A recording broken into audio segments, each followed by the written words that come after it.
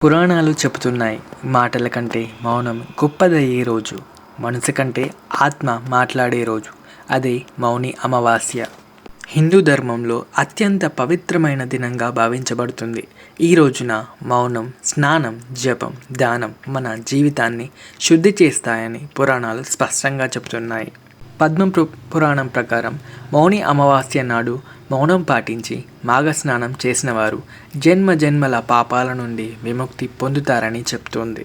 మాటల ద్వారా పుట్టే కోపం ద్వారా వచ్చే పాపం మౌనం ద్వారా నశిస్తుందని పురాణ బోధ. విష్ణు పురాణం మరో ముఖ్యమైన విషయాన్ని చెబుతుంది. ఈ రోజున విష్ణు ధ్యానం, జపం చేసిన వారికి మనసు అపారమైన శాంతి, ఆత్మకు జ్ఞానం, జీవితంలో ఎదురయ్యే కష్టాలకు పరిష్కారం లభిస్తుందని పేర్కొంటుంది. అందుకే ఈరోజు ఓం నమో నారాయణాయ లేదా గాయత్రి మంత్ర జపం చేయడం అత్యంత శ్రేష్టమని చెప్పబడింది.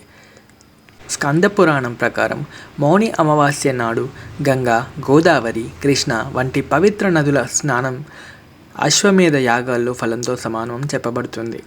ఈ రోజున పితృతర్పణం చేస్తే పితృదేవతలు సంతోషించి తమ ఆశీర్వాదాలను ప్రసాదిస్తారని చెబుతోంది. పితృదోష నివారణకు ఈరోజు ఎంతో అనుకూలమని పురాణ విశ్వాసం.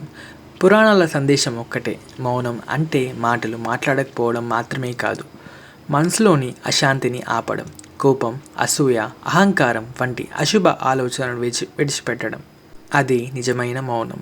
అన్నదానం, వస్త్రదానం, అవసరమైన వారికి సహాయం మౌని అమావాస్య నాడు చేస్తే 1000 రెట్లు ఫలితాలు ఇస్తాయని పురాణాలు చెబుతున్నాయి. ఇతరుల కడుపు నింపినప్పుడు మన జీవితంలో సంతృప్తి నిండుతుందని ధర్మశాస్త్ర బోధ. మౌని అమావాస్య మన మాటలకు విరామమిచ్చి మన మనసును నియంత్రించి మన ఆత్మను భగవంతుని వైపు నడిపించే అత్యంత పవిత్రమైన దినం. అందుకే పురాణాలు చెప్తున్నాయి, ఈ ఒక్కరోజైనా మౌనం పాటించండి, మంచి ఆలోచనలు పెంచుకోండి, భక్తితో జీవించండి. మౌని అమావాస్య మనసుకు శాంతినిచ్చే, జీవితానికి వెలుగునిచ్చే, ఆత్మకు శక్తినిచ్చే అత్యంత మహోత్తరమైన పర్వదినం. ఈ పవిత్ర సమాచారం మీకు నచ్చితే దయచేసి వీడియోకి లైక్ చేయండి. ఇలాంటి భక్తి వీడియోస్ కోసం మా ఛానల్ని సబ్స్క్రైబ్ చేయండి. Thank you so much for watching.